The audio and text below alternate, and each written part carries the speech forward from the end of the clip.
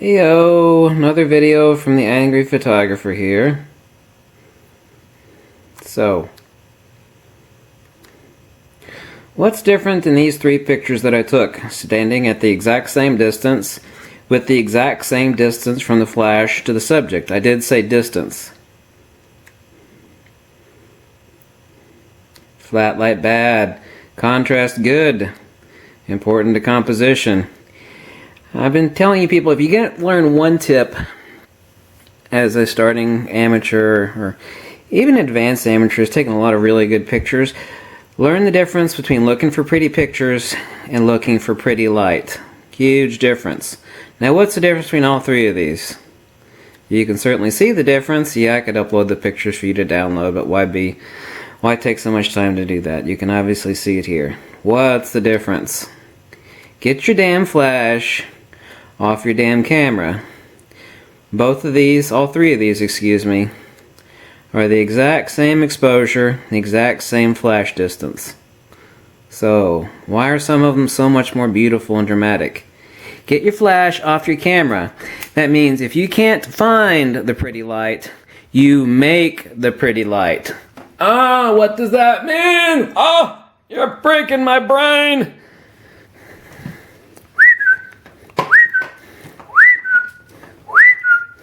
Cord, flash, flash on camera, flash off camera. Look, a lot of pros get up really early to capture morning light and stay up late to capture the beautiful evening light. That's not just scenery, it's also outdoor portraits. There's obviously a lot of shit you can do in Photoshop. Fine, a bit more of a purist, I kind of like to capture the real life instead of having Photoshop put it in there for me. One is you're a lazy douchebag in your underwear scratching your balls having Photoshop do it for you. And another one is you're an actual pro that actually knows where the light is and is actually looking for the good light. Stop looking for pretty pictures, not that that's not important. Start looking for pretty light. The thing that separates out a professional photographer from an amateur with an expensive camera, two things. Compositional, that was actually three things. Composition, being a master of light and light manipulation, how to tweak it, twist it, find it, hunt it like a good hunter.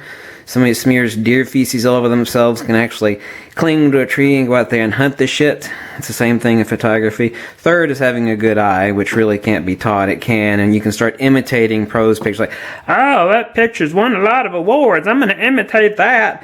Well, that doesn't mean you've had a good eye. What it means is you're imitating some of the exact same shot the pros have had. There's so many unique things and interesting ways you can manipulate light. Start looking for beautiful textures and beautiful light. You saw those three pictures?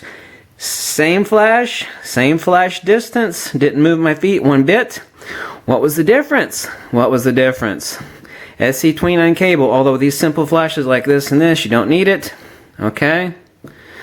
All you need. So we're talking about, I'm exaggerating the distances, it's actually much further than this. We're talking about this versus underneath the camera a couple feet here. So here. You notice how different those three pictures were?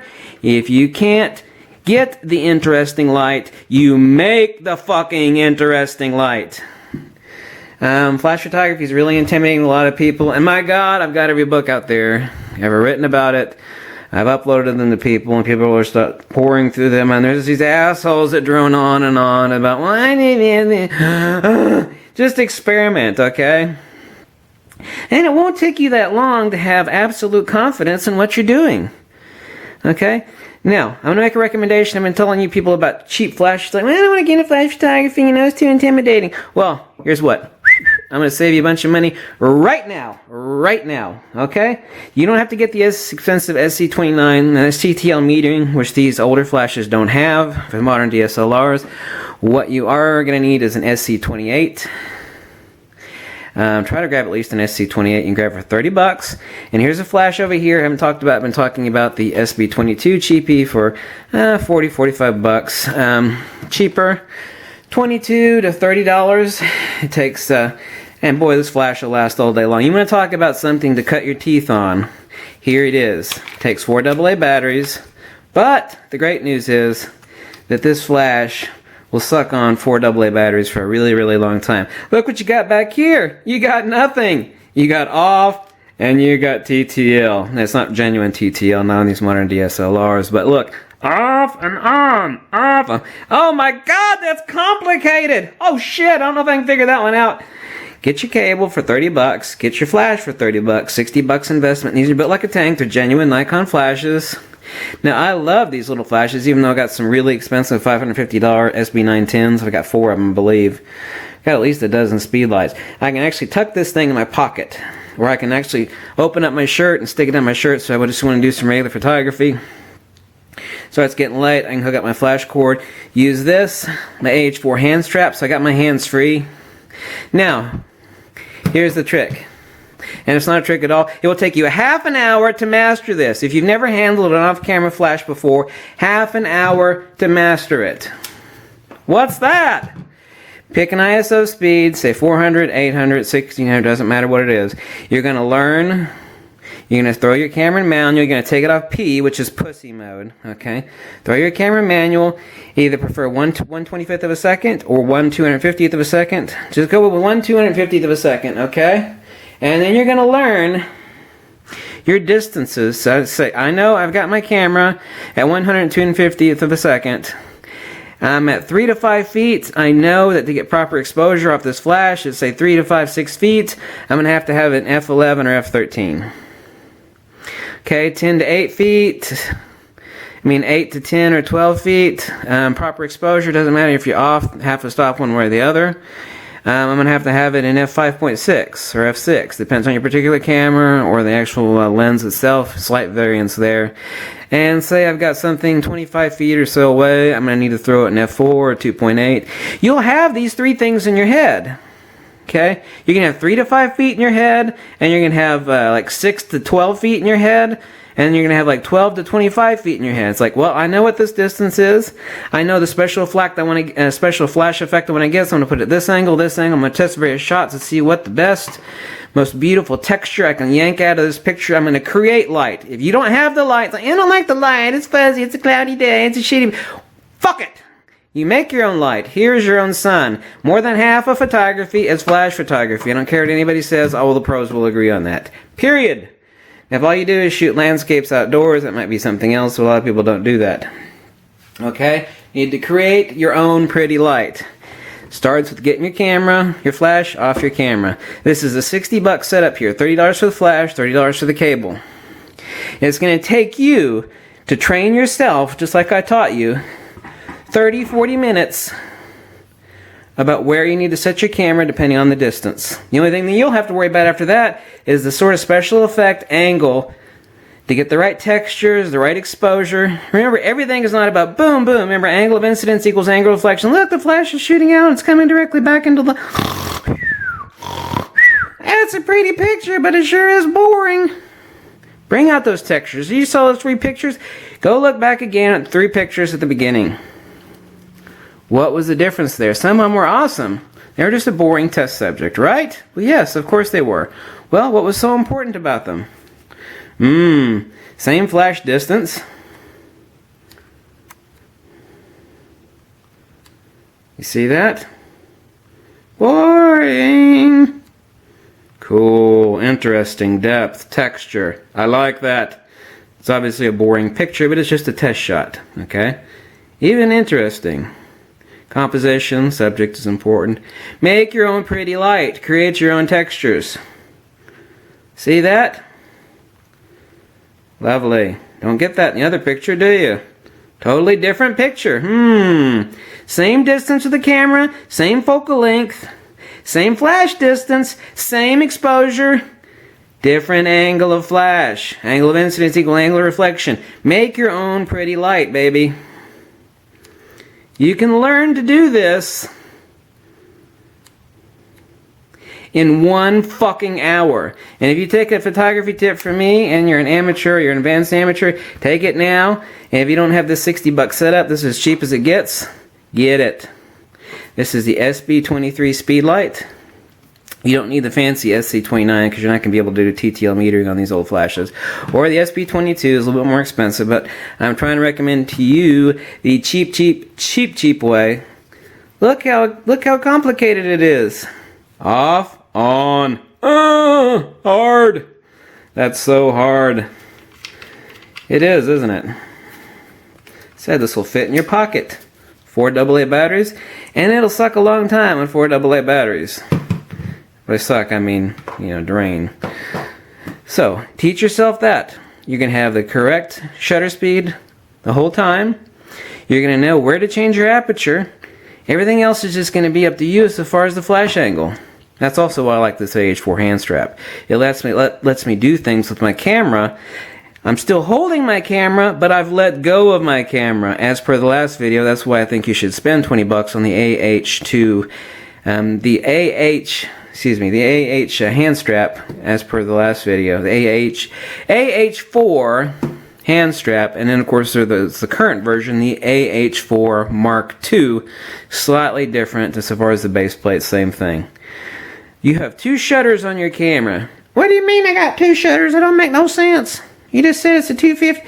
You got 2 shutters on your camera. One is the shutter speed that you set, one 250, with one 1 1/4, and you have your other shutter right here. And that shutter speed is the speed of light. Okay? As long as your autofocus assist can actually focus, or if you got enough eyeballs to focus in total darkness, okay, your shutter speed almost doesn't matter. Your shutter speed is the length of that flash duration, the speed of light, and the rate of induction of the light upon your sensor, but that doesn't calculate into anything because it is nearly instantaneous and therefore doesn't count. But you got 2 shutter speeds. Need to learn this. It'll only take you a day to train yourself on it. It'll actually take you less. You got 5 brain cells. You could train yourself on how to do this. Do it late at night, obviously, so you got the dark rooms. Train yourself to say, okay, my subject matter is about 3 to 6 feet away. I'm going to need about f11 or f13 aperture. My subject is 8 to 12. 6 to 12 feet away, I'm going to need an aperture of 5.6 to 8. And my shutters, my subject is 12 to 25 feet away. I'm going to need like a f4 or f2.8, depends on the lens. It depends on your ISO that you pick. Obviously, you have to keep a consistent ISO. And this stuff is going to be ingrained in your mind. It's like, okay, that subject's 12 feet away, f5.6. Boom, boom, boom, boom, boom, boom, boom. Take a bunch of instantaneous shots. Boom, boom, boom, boom. I'm going to change my flash angle. And what will happen? Something magical has not happened before. You will create beautiful light. Okay? The sun's a bitch. You can't control her. But here's your own sun. That's why more than half photography is flash photography. I don't give a fuck what anybody says. Fuck them! And flash photography does not have to be complicated. I could teach anybody that's not dicked around with off-camera flashes how to become 100% better than someone else that's been shooting every weekend for the past 20 years. I absolutely guarantee it. Teach you neat fucking shit. Neat shit like throwing miniature bubble wrap on the front of a flash head. You know, like the thin little pop of bubble wrap. Taping that on there, you get beautiful portrait. It's kind of like you've got wavy water reflecting off on someone's face. Just cut up some bubble wrap, slap it on the front of your flash. Oh my god, I never heard of that before. No, read it in a magazine of professional photography. Yeah, right. There are 1,000 tricks like that. I make 1,000 videos on little tips and tricks like that. Using broken pieces of mirror. Making a reflector out of broken pieces of a mirror. Fascinating stuff. Just neat stuff. It doesn't have to all be filtered. Well, I'm going to choose the red filter, the blue filter, the circular polarizer filter, the green filter, the fuck you filter. Think of things that either reflect or transmit light in an interesting way and how you can manipulate that and screw your picture to produce what you want. Okay? You need to be a master of light manipulation, and this is what's going to separate you out from an amateur photographer with an expensive camera. You're going to start producing shit that people not only like, but want to buy. Oh my god, that's gorgeous. You know, you took a picture of my wife. I've never seen that before. You know, I want 4 of those. Even if it's just your kids, you know. Crank out interesting light. Learn not to expose everything head on. Boom, there's something. Boom, boom, boom. Oh my god. Great, you've got a beautifully illuminated subject.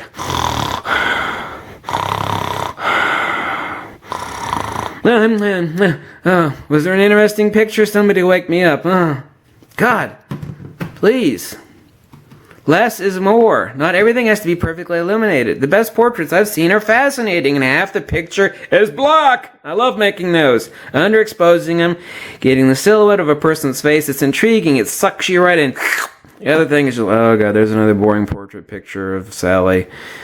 They beautifully illuminated that zit on the right side of her nose. Anyway, it's about making your own light. Get your fucking flash off your fucking camera. Second point is, I didn't mention it my 20 step. I can make 1,000 steps, but I didn't mention it my 20 steps on being a better photographer. But a really important one is stop looking for pretty pictures, which of course is important, but start looking for pretty light. And if you can't make it, you can't find it, you fucking make it. And look how expensive it is to make it. A little cable here. And, well, I'm intimidated. I don't want to spend too much money, learning how to do that. Great, it'll take you 4 hours to become a master of it. Or less, actually. I could teach someone how to become a master of it in a half an hour. $30. SB23. $30 cable. This is your super tip of the day.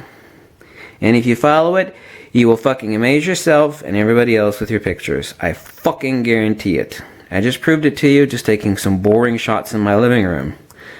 Same shutter speed, same exposure, same lens, same distance, same flash distance. It's about creating light and texture. If you can't find the light, you make the fucking light. That is what makes you a pro. If you like this video, send me a buck or two or tell me to go to fuck myself. This video has been brought to you by the makers of Ovaltine. Smooth and silky, nice and fast, will make you fat and plump up your ass. Oh my god. Thanks for watching.